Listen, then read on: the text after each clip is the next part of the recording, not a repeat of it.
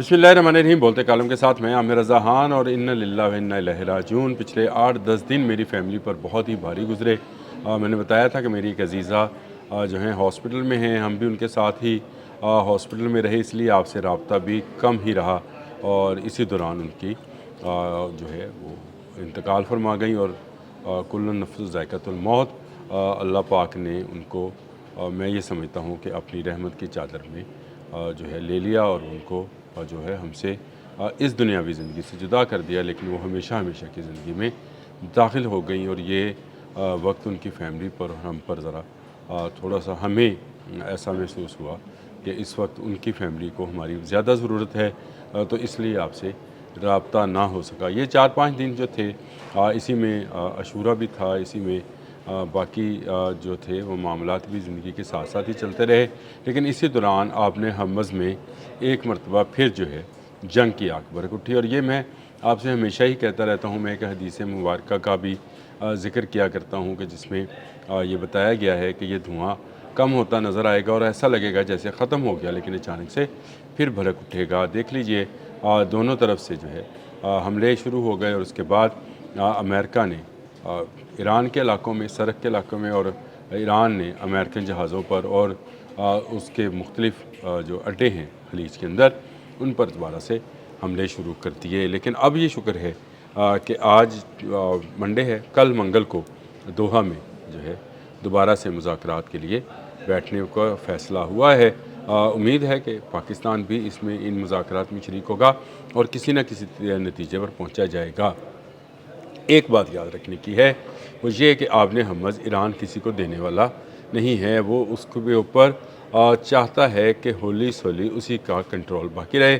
आपने हमज़ से जो जहाज़ गुजरेगा उसके बाद अमान उससे अपनी फ़ीस जो है वो वसूल किया करेगा। तो ये एक ऐसा सिलसिला है जो कि चलता रहेगा। आपने हमज़, मैंने पहले कहा था, आपने हमज़ न्यूक्लियर जो उसकी पावर है ईरान की, इन पर कभी समझौता नहीं हो सकता। ये अब भूल जाएं कि 28 फरवरी से पहले वाली आपने हमज़ जो है दुनिया को दोबारा नसीब होगी, जिसमें फ्री जो है शिपिंग या फ्री ट्रेड हो सकेगी। अब आपको पासदारान इनकलाब के दिए हुए रास्ते से ही गुजरना होगा। देख लीजिए जिन 2 जहाज़ों ने ये जुर्रत की कि उनकी इजाज़त के बगैर उन्होंने गुजरने की कोशिश की, उन पर हल्के ड्रोन्स जो हैं, सिर्फ वार्निंग वाले ड्रोन्स जो हैं, उनको दागा गया। जिसके बाद अमेरिका ने बाकायदा मिसाइल जो हैं वो ईरानी इलाकों में गिराए और उसके बाद सुलह की बात शुरू हो गई। कतर इसमें इंटरवीन किया और अगले मरहले के लिए दोहा का इंतखाब किया, जहाँ 30 जून यानी मंगल के रोज़ जो है वहाँ पर मुज़ाकरात शुरू होंगे। इसके साथ साथ शहीद अली खामनेई की तदफीन के हवाले से भी अहम ख़बरें जो हैं वो सामने आ रही हैं। और शायद 9 जुलाई उनकी तारीख़ जो है वो फ़ाइनल कर ली गई है। लेकिन आपने हमज़ को एक मरतबा फिर हमें समझना ज़रूरी है। लेबनान इज़राइल वार जो है वो भी जारी रहेगी। मैं क्योंकि 7-8 दिन के वक्फे के बाद आपके साथ मुखातिब हूँ, तो इसलिए मुझे लग ये रहा है कि आपके पास मेरे से ज़्यादा मालूमात हैं, क्योंकि इन दिनों में मैं बिल्कुल अपने उन दोस्तों से जो कि ईरान में हैं, जो कि मिडल ईस्ट में हैं, उनसे साथ भी राब्ते में नहीं रह सका। मसरूफ़ियत कुछ ऐसी थी। लेकिन इसके बावजूद आज सुबह जब आकर मैंने उनके पैगामात और उनके तज़ीती पैगामात और उनकी ख़बरों के हवाले से चीज़ों को देखा, तो उन्होंने बताया कि पासदारान इनकलाब किसी सूरत भी आपने हमज़ जो है इसको फ्री ट्रेड के लिए खोलने को तैयार नहीं हैं। दोहा में जो मुज़ाकरात होंगे उसमें भी यही सबसे बड़ा नुक्ता होगा कि आपने हमज़ पर सिर्फ़ एक मुल्क का कंट्रोल होगा और उसका नाम ईरान होगा। पासदारान इनकलाब जिसका जहाज़ चाहेंगे गुजरने देंगे और उसी के लिए वो रूट मुतय्यन करेंगे, क्योंकि अभी तक वहाँ पर बारूदी सुरंगें मौजूद हैं। इनको हटाया नहीं गया है, ना ही हटाया जा सकता है जब तक ईरान ना चाहे।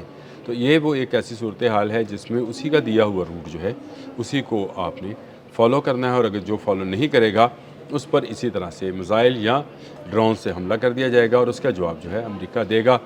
एक दफ़ा में सुलह होती है और दूसरी दफ़ा में जंग का आगाज़ होता नज़र आता है। दोनों तरफ जो है बिल्कुल तैयारी है। ईरान अपने तौर पर तैयार है तमाम बैलिस्टिक मिसाइल के साथ। अमेरिका अपने तौर पर तैयार है अपने बहरी बेड़े और अपने उन फौजी अड्डों जो कि बहरीन, कुवैत, इराक़ और मुत्तहिदा अरब अमारात में मौजूद हैं, वहाँ से ईरान पर मिसाइल दागने को تو اگر یہ آپ سوچ رہے ہیں کہ یہ صلح ہو گئی، مذاکرات کا کامیاب ہو گئے، آپ نے حمص کھل گئی، تو ابھی بھی آپ نے حمص جو ہے پوری طرح سے نہیں کھلی ہے۔ 30 دن کا وقت دیا ہے۔ عباس عراقچی نے کہا کہ 30 دن میں کھل جائے گی، لیکن اس کے لیے ضروری یہ ہے کہ جو اقدامات امریکہ کو بتائے گئے ہیں وہ کریں، اور اقدامات آپ سن لیں کہ اسرائیل لیبنان سے اپنی فوجیں واپس لے کر جائے گا، اور امریکہ بتدریج اپنے فوج اور اپنی طاقت کو اپنے حمص اور اس کے ارد گرد علاقوں سے کم کرتا چلا جائے گا، اور پھر اس کے بعد ایک نیا جو ہے معاہدہ لکھا جائے گا جس میں ایران کے لیے فری ٹریڈ ہے، ایران کے جو منجمد اثاثے ہیں ان کی واپسی ہے، ایران پر جو پابندیاں ہیں وہ، اور اقوام متحدہ کی جو قراردادیں ہیں وہ، یعنی وہ تمام شرائط جو کہ ایران نے بتائی ہیں امریکہ کو اس پر عمل درآمد کرنا ہوگا۔ اس کے بعد یہ کہا جا سکتا ہے کہ آپ نے حمص جو ہے وہ مکمل طور پر کھول دی گئی ہے، لیکن مکمل طور پر کھولنے سے مطلب ہرگز یہ نہیں ہوگا کہ ایران کا اس پر کنٹرول نہیں ہوگا۔ جو چاہے گا اپنا جہاز لے کر وہاں سے گزرے گا، یا جو چاہے گا اپنا جنگی جہاز لے کر آ جائے گا، یہ نہیں ہو پائے گا۔ یہ اب پاسداران انقلاب طے کر چکے اور وہ فیصلہ کر چکے کہ یہ نہیں ہونے دیں گے۔ اس وقت مذاکرات کی جو نوعیت ہے وہ امریکہ اور یعنی سینٹ کام اور پاسداران ہیں۔ یہ بات سمجھ جائیں، نہ امریکن پولیٹیکل گورنمنٹ نہ ایرانی پولیٹیکل گورنمنٹ اتنی اہم نہیں رہی ہے۔ ایک طرف پینٹاگون ہے اور ایک طرف پاسداران انقلاب کا خاتم الانبیاء ہیڈ آفس ہے۔ یہ آپس میں جو ہے میری اطلاعات کے مطابق جو مجھے آ جاتی ہے، میری اطلاعات کے مطابق آپس میں رابطے میں چلے گئے ہیں۔ ایک ہاٹ لائن جو ہے وہ بنا دی گئی ہے تاکہ دونوں جو ہیں افواج وہ ایک دوسرے پر حملہ آور ہونے سے پہلے رابطہ کر کے وارننگ جاری کر لیں یا بتا دیں کہ ان کے خلاف یہ کارروائی کی گئی ہے۔ ایران کیونکہ یہ کہتا ہے کہ 12,000 کلومیٹر دور سے امریکہ حملہ آور ہونے کے لیے آیا ہے، اور امریکہ یہ کہتا ہے کہ خطے میں اس کے مفادات کو جو ہے نقصان پہنچا سکتا ہے ایران، اس لیے وہ اس کے ساتھ جو ہے نبرد آزما ہے۔ تو یہ ایک ایسی صورتحال ہے جس میں مکمل طور پر اگر آپ کہیں کہ جنگ بند ہے تو جنگ بند نہیں ہے۔ ہاں، کچھ دیر کے لیے بریتھنگ جو ہے سپیس ضرور موجود ہے، آئی ہے، کچھ دیر کے لیے بفر زون جو ہے وہ بنا ہے، لیکن آپ نے دیکھا کہ پچھلے 6-7 دن میں یہ بفر زون کیسے ٹوٹتا گیا۔ یہ جو جنگ بندی تھی اس کی خلاف ورزیاں کیسے امریکہ نے کی، یہ بہانہ بنا کر کہ ایران نے جہازوں کو روکا ہے۔ تو ایران پہلے سے کہتا ہے کہ ایسے جہاز جو کہ غیر قانونی طور پر گزرنا چاہیں گے ان کو گزرنے نہیں دیا جائے گا۔ جو قانون ایرانی اسمبلی نے پاس کیا ہے اس کے تحت آپ نے حمص سے گزرنے کے لیے ان کو ایرانی نیوی سے اجازت لینی ہے اور ان سے روٹ پوچھنا ہے۔ تو یہ ایک بالکل جینون سا مطالبہ ہے ایران کا، اسی پر عمل درآمد جو ہے وہ ہونا ہے، اور اس کے علاوہ اور کوئی حل نہیں ہے۔ اگر امریکہ صدقے دل سے چاہتا ہے کہ آپ نے حمص کھلی رہے، دنیا کی ٹریڈ بحال رہے، باب مندب کھلا رہے، دنیا کی ٹریڈ بحال رہے، تو اس کو ایران کی شرائط پر عمل کرنا ہے، اسرائیل کو لگام ڈالنی ہے، اور اسرائیل کو لیبنان سے باہر نکالنا ہے۔ جب تک یہ نہیں ہوگا آپ کو جنگ کے بادل منڈلاتے نظر آئیں گے، کب برس جائیں، کب کوئی ڈرون اڑے، کب کوئی میزائل گرے، یہ جو ہے آمنے سامنے افواج موجود ہیں۔ جب تک یہ کول ڈاؤن معاملہ نہیں ہوتا، کل ہونے والے دوحہ میں مذاکرات کے آنے والے جو معاہدہ ہے اس کی پیش رفت ہوگی۔